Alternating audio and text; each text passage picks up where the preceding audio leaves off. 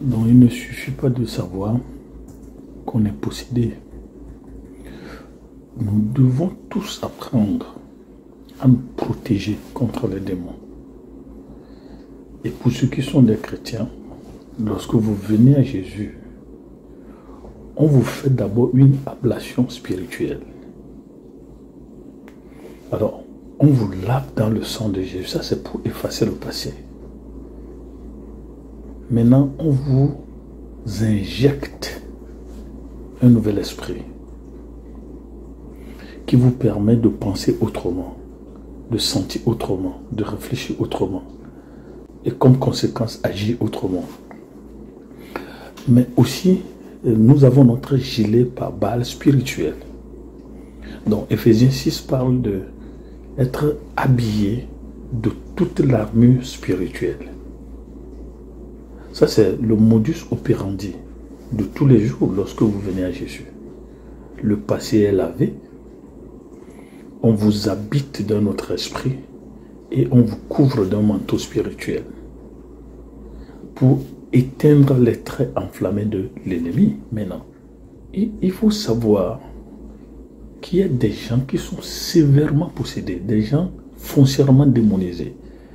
C'est-à-dire la quantité ou le nombre d'esprits à les personnes, ou le nombre d'années que l'esprit a fait dans la vie de ces personnes.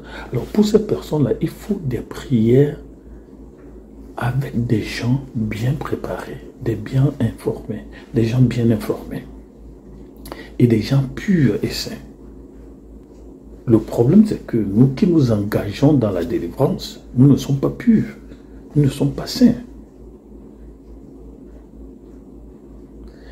Et la délivrance commence alors avec une interview, une discussion spirituelle. Vous interrogez l'esprit qui est dans la personne.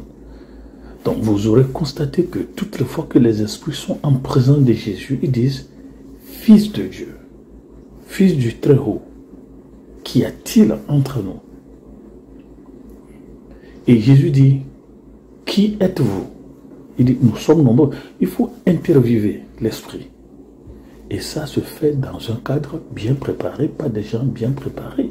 Et comme un ami me l'a dit, en toute honnêteté, on ne fait pas la délivrance à une personne en public. Des fois, la personne se tait, l'esprit se tait, et on croit qu'ils sont partis, on croit qu'il est parti. Délivrer certaines personnes, parfois, c'est aussi engager un combat spirituel. Vous voyez Élie et les prophètes de Baal. Vous voyez Paul et Simon de la Samarie. La personne qui est venue vers toi pour être délivrée est adepte d'un vaudou.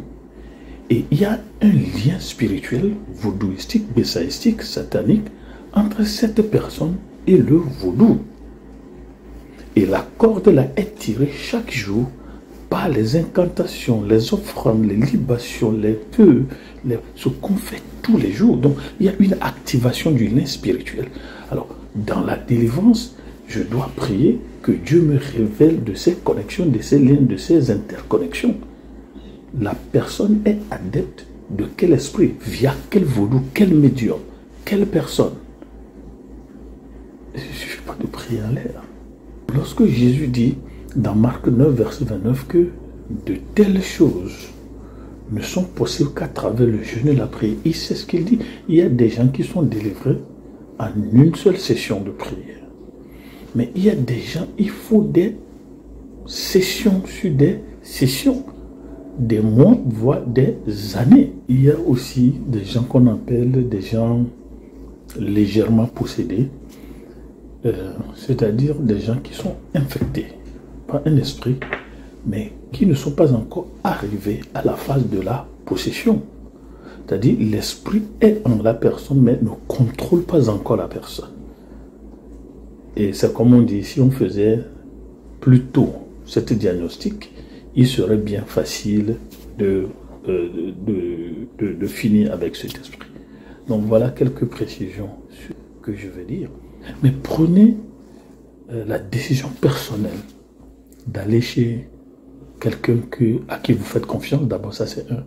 Et de deux, quelqu'un auquel vous pouvez être vulnérable et que vous sachiez que cette personne peut m'aider. C'est la personne qui va vous aider, ce n'est pas lui qui va vous délivrer, c'est Dieu, Jésus, à travers le Saint-Esprit qui le font, mais pas une personne qualifiée, préparée et avertie.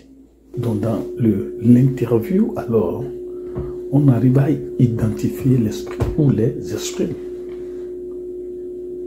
Et le démonisé, celui qui est habité par le démon, doit alors prendre l'engagement, la décision de renoncer à cet esprit.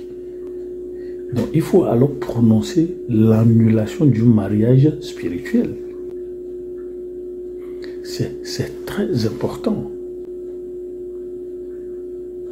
Et il y a des gens, et on prie pour les gens, mais il n'y a pas un travail efficace, personnel, introspectionnel qui soit fait, où on entre dans l'âme de la personne pour déloger le nouvel occupant qui n'est pas l'ayant droit sur cette personne. Dans l'interview aussi que le péché qui a engendré cette possession ou la relation qui a engendré cette possession, il faut que le candidat à la délivrance prenne la résolution, la décision personnelle de se repentir.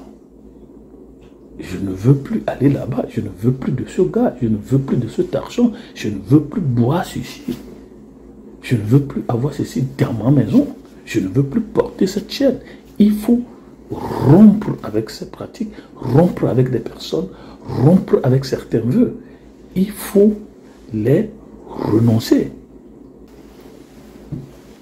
Des fois, durant la délivrance, vous allez entendre l'Esprit dire « Laissez-moi tranquille, c'est ma maison, moi je ne pars pas ».